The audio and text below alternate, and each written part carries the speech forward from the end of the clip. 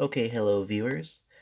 Before I start, What If Naruto Went Back in Time, Part 4, I would like to ask you, if you would be so inclined, please like, comment, and subscribe this video. And if you did not like it, please give it a nice dislike. And if you give it a dislike, go down to the comments and give me the reason why, so I may be able to improve these videos so that they may be able to get better. Any criticism helps. Okay, thank you for your consideration, and let's jump right into What If Naruto Went Back in Time, Part 4. Okay, to begin off this episode, from last episode, a strange shinobi jumped out and almost killed Tazuna and Team 7 by throwing his blade across in the air, almost decapitating Tazuna and Team 7. And at that moment in time, Kakashi Sensei, he's in shock because he cannot believe who he sees at this moment. And right before he's able to usher this strange shinobi's name, Naruto yells out, Zabuza. And in shock, Kakashi and Zabuza, they're both surprised how Naruto knows his name. And Zabuza, he's kind of proud with himself. He's surprised that a brat like Naruto knows his name. So he must be so feared by the Leaf that even weakling shinobi like him know his name. And he asks Naruto, "How do you know my name, brat?" And Naruto, at the moment in time, in his mind, he's getting scolded by Kurama since he yelled out Zabuza's name, even though he got excited because he hasn't seen him in so many years. And he tells him, just come up with some plan or something. Just come up with some dumb idea that he won't even bother to question how you know his name. And Naruto goes and he explains how uh, a ninja in the village, he dropped a book, pamphlet of sorts, and you were the first face and name that I saw. So I just thought you must be Zabuza that's has a bounty on him. And Kakashi, he'll intervene while Naruto's talking. He'll say, "Yeah, this is Zabuza Momosuke. He's the ex leader of the assassination unit for the Hidden Mist village."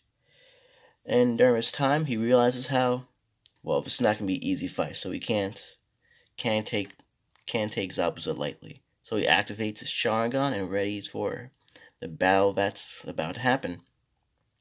And as in canon, the fight goes pretty normal, but while Kakashi is talking with Zabuza, and Zabuza's revealing his backstory of who he is and all those such things, Kakashi, he's readying his water clone. And at that time, Zabuza, he's annoyed with all this chitter chatter. He's tired of his talking. So he activates the Hidden Mist Jutsu, and he readies himself for battle. And after activating the jutsu, he charges at Kakashi, ready to kill him on the spot. And luckily, Kakashi, he stabs Zabuza in the stomach, and the realization that it was a water clone, because water droplets fall from his guts, so blood. And Zabuza, he's actually behind Kakashi, and cleaves him in half with his executioner blade, but to his shock, he's surprised how Kakashi was able to mimic his shadow, his water clone. And at that moment in time, Kakashi, he holds a kunai to Zabuza's neck and is ready to kill him, saying it's pointless to fight me. And to his surprise, Zabuza's right behind him, and he realizes how this Zabuza before him is a water clone. And before he's able to be attacked by Zabuza, Naruto throws 3 kunai at Zabuza, forcing him to block it with his executioner blade. And with that opening Kakashi, he kicks Zabuza to the side, furthering the distance between him and Team 7 and Tazuna. And with that, Zabuza, he's annoyed how Kakashi keeps on getting in the way. So he's ready to finish him off right now. And while this is happening, Naruto's yelling at Tazuna and Team 7 how we have to let Kakashi fight this battle. We will just die if we intervene. And fight strays a little bit off from the timeline with this.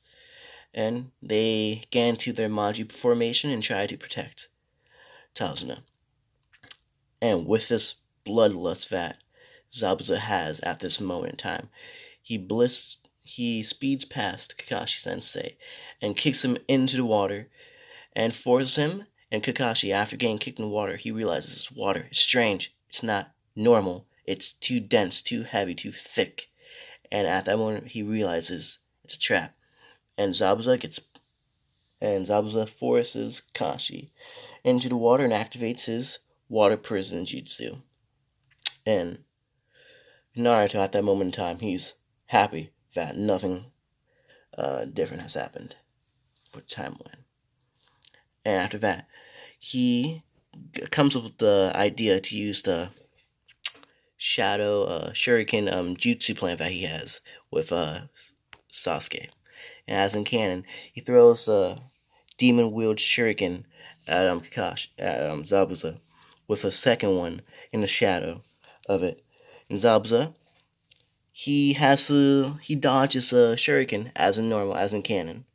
And because of that, of his foolish mistake, and thinking that these Genin are just useless, they can't do nothing to him, the second shuriken that was in the shadow of the first, the transformation deactivates, and it's actually Naruto. He throws 3 kunai at the Zabuza, forcing him to, well, block it so he wouldn't get stabbed.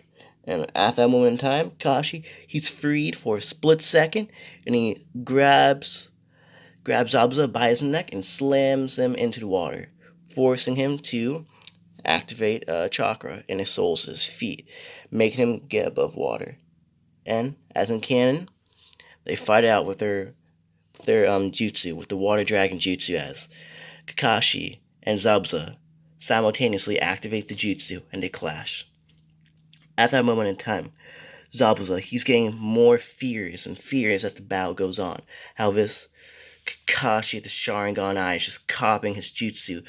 He's not even strong. He just copies others and tries to steal their abilities. He's not even strong. It's just mere imitations of his true power.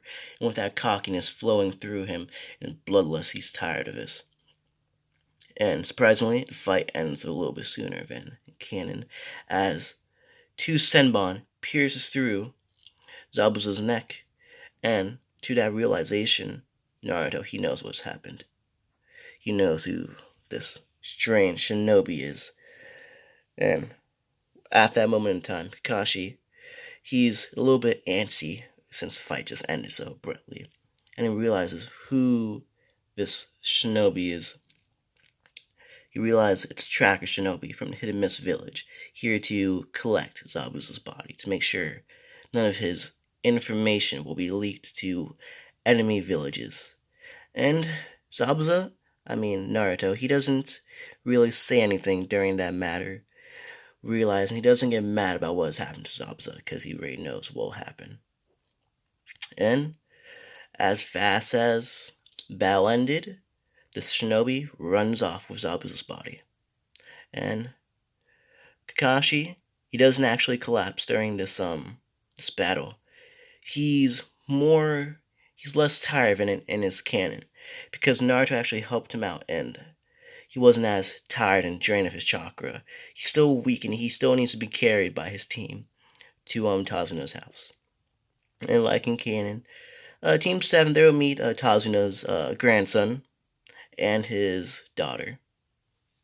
And after that, Kashi, after a few days, he wakes up. He's a little bit tired, but he's able to train them. He starts training Naruto, Sasuke, and Sakura. And well, Naruto, he instantly, very quickly, understands how to put chakra in Soul's feet, and he's able to climb up the tree very fast, and even a bit faster than Sakura, since she was able to do it pretty much instantaneously. And with that realization, how Sakura is able to do it, and even Naruto, the fool that's so weak and so idiotic, this pushes Sasuke to train even harder. How this idiot and this annoying other teammate, they're both able to do this that he can't even do. And with that realization that, well, two of his squad mates are able to do this, he trains even harder. And Kakashi, he starts training Sakura and Naruto individually. He just teaches Sakura he's gonna activate a clone, one shadow clone, so that they'll be able to train Sakura to tighten up her taijutsu skills, since they're just average at the moment. And during this training session, she'll practice her taijutsu against Kakashi, increasing it over a small amount. She'll be a little bit stronger than her canon. She'll have more finesse, more technique. And with Naruto, since Kakashi is just so impressed with his overall abilities, how he's able to practice, how he's just so good with chakra control, he will try to train his genjutsu abilities, since he realizes how Naruto isn't really able to perform genjutsu that greatly during their training sessions that they have had over the few missions. He realizes that's his weak point.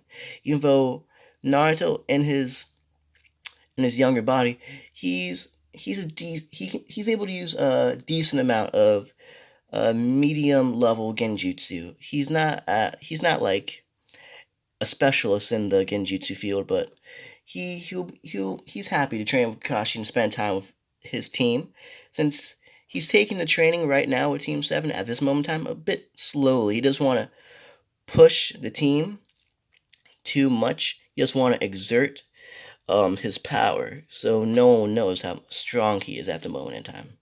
So he's just going along with whatever Kakashi thinks he needs at the moment in time, even though he's well prepared and stronger than anyone else on the team by far. And time will pass, and Naruto, he walks into the forest and he meets this boy. Well, he already knows who this is, and the dialogue will go pretty much as normal. And Naruto acts by the strange individual.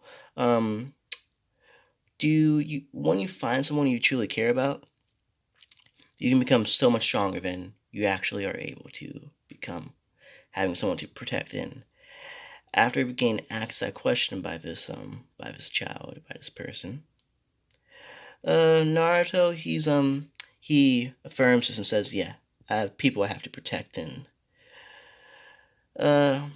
this individual, this child, who hasn't said his or maybe her name yet,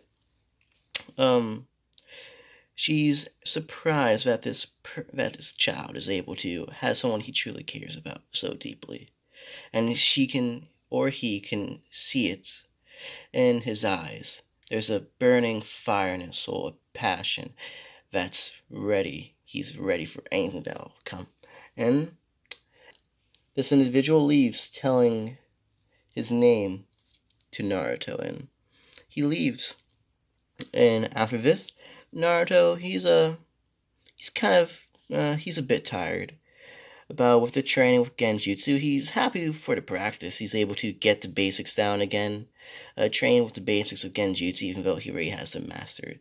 It's good to refine his technique, and he's happy to see Zabuza and everyone else, because of them, if it wasn't for this mission, he wouldn't be the same. They really refined his resolve, strengthened it, so that he'll be able to face the enemies in the upcoming years. And after that, the training will be done.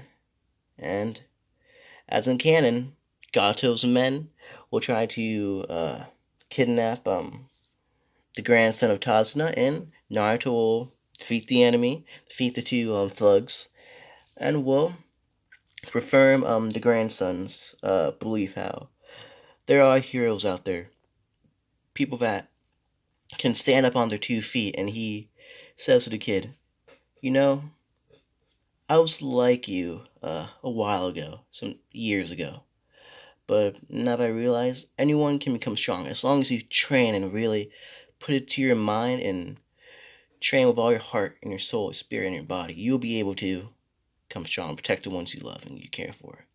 And after this inspiration, the boy is, well, he's surprised how his kid, he defended him even though he doesn't care for Naruto. He's just been putting him down and disrespecting him and his team, and Naruto just doesn't care. He doesn't care about anything like that. That's just petty threats, and petty just he has some emotional problems because of his loss of his father, and he realizes that. And after that speech that he gave to the boy, I don't really remember his name. I think it was like Iraka or something like that. Yeah, Iraka, I believe. He goes off to, well, confront Zabuza and, well, the boy from earlier before. Since, well, like in canon, he's gonna have to fight them, and sadly, they're gonna have to die by Kakashi's hand. And he's sad about that, but he's happy to see them. And, well, before this battle begins, he rushes off to meet Team 7 so they can engage the enemy. And this is where I'll end off this what if Naruto went back in time. Thank you guys for watching. Like I said earlier, please like, comment, and subscribe, and hope you all have a good day. And yeah, just have a good day, guys. See ya.